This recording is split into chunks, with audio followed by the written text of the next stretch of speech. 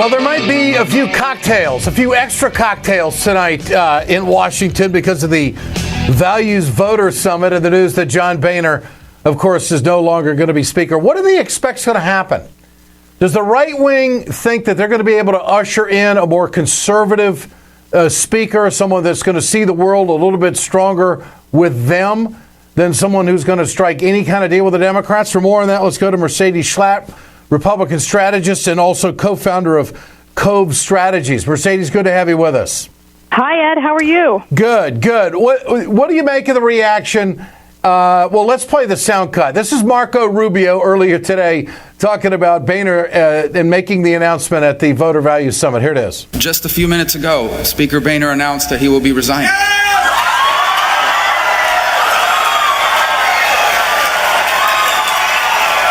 Mercedes, do you share in this euphoria that's taking place on the right? Well, I have to say, I mean, I've known Speaker Boehner for several years now. I understand the difficulties under which he has to try to build together his party.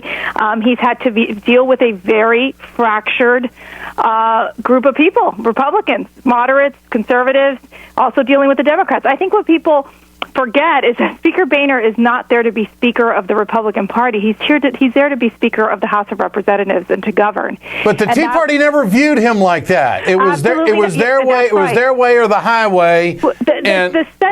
Yes, you're right. And the sentiment, across the country and working with conservatives and grassroots across the country, it was very clear that Speaker Boehner, in their minds, was part of the problem. And Senate Majority Mitch McConnell was part of this problem of the Washington dysfunctionality. Okay. But again, it's not just them. You've got, when you have not 60 votes in the Senate and you have a Democrat president, it's actually really hard to get things done. So what's the Tea Party expect right now? Where's Kevin McCarthy with these guys? Well, Kevin McCarthy has always come across as being the one to get along with everybody. He's one of these more likable congressional leaders.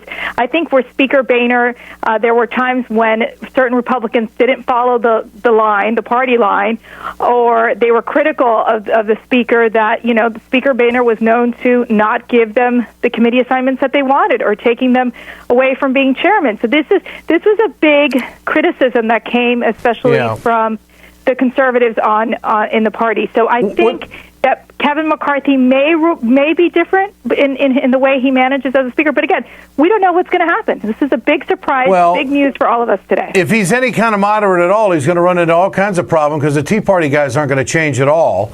Taking a look at Boehner's decision here, the Pope's visit.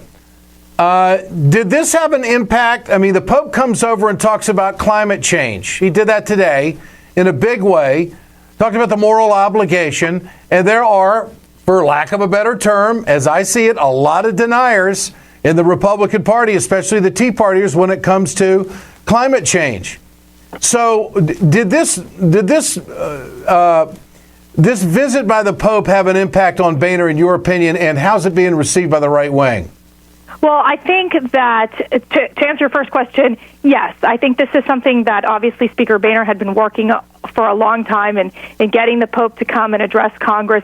We know that Speaker Boehner is a devout Catholic. It was, I think, a very moving, and even when he talks about the Pope, on television, I'm sure you've been watching it, he almost breaks down into tears every time he mentions his encounter with the Pope. He's like, who am I to be the one to pray for the Pope? It was just, I think, a very important moment for Speaker Boehner. But I do believe that his decision we knew he was going to resign by the end of the year, but his decision to do it the day after the Pope's visit, I think, was very symbolic to a certain extent. Right, because I think even for the Pope's message of unifying, the Pope spoke very clearly about the dysfunctionality in Congress and the importance to unite for the common good, speaking to both parties. And I have to tell you, I'm sure Speaker Boehner is looking at his, right now at his caucus and basically saying, I can't get these guys to all get along. How am I the one supposed to unify these people? Okay, so how's the next guy going to do it? How's McCarthy going to do it? That's the $64 question. Nobody knows exactly where he's going to be. Right.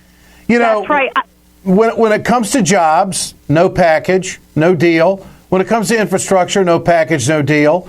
these countless votes in the House to defund and get rid of Obamacare, and yet no plan being forward. I mean, what is Boehner going to be remembered for? He was the guy running the House during the age of obstruction. Speaker Boehner will be remembered for trying to stall President Obama from his policies. I mean, that's really the end all there.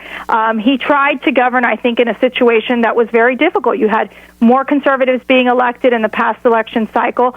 You have, a very divided Congress, a very divided House of Representatives, and it was very difficult to manage not only the relationships that he had in Congress, but as well the relationship with President Obama, which turned sour after the falling apart of the budget deals. Yeah, well, Obama taking the high road today, saying great things about Boehner. I don't know how he can. I mean, they just politically were just oil and water, never got along, never got accomplished anything.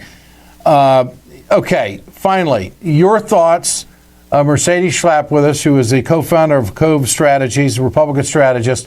Are we going to see a government shutdown over Planned Parenthood? I think that what we're seeing right now in the House of Representatives and in the Senate, I don't think it's going to happen. I don't think we'll see a government shutdown. They're going to move towards budget reconciliation, move it along that way. But I think the fight over defunding Planned Parenthood is long from being over. This is an issue that's going to be very important for the Republicans in the year 2016. All right, we got to do the Trump update. Here he is going there. I thought Trump was out of the news for the whole week. No. Oh, no. Well, you see, when he's out of the news for just a little bit, he'll get back into the news. Was here. By saying stuff like this. He says this about Marco Rubio. I mean, Marco Rubio, as an example, he's got no money, zero. Now, I think that's okay. It's fine. Maybe it's good politically to say you owe money because you overborrowed in your credit cards. I get these lightweights like Rubio. He gets up and he says, well, Donald Trump didn't talk about foreign policy. I don't want to tell too much. Marco Rubio, who has the worst voting record in the United States Senate, and a young guy, although he sweats more than any young person I've ever seen in my life. I've never seen a person sweat. I've never seen a guy down water like he downs water. I've never seen, they bring it in buckets for this guy. Mercedes, the entertainment value is a 10. There's no question about it. But the fact is, nobody else is really gaining on Donald Trump. This guy might be your candidate.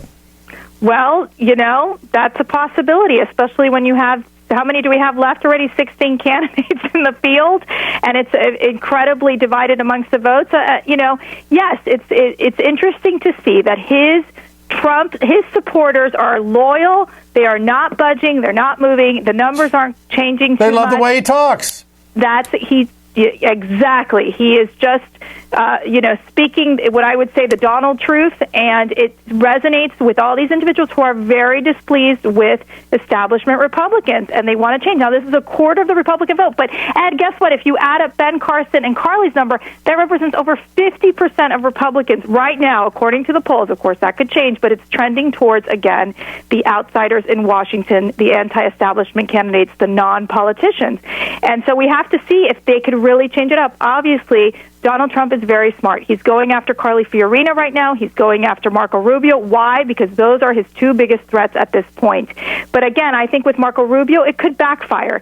He's not a Jeb Bush. He's one of those in the party that, believe it or not, is one of the more likable candidates in the party. And again, I think it's a risky proposition. But for Donald Trump, he takes these big risks, and it doesn't seem to hurt him too much. Mercedes Schlapp, always a pleasure. Good to have you with us. Thanks so much. Likewise, Ed. Take care. You bet.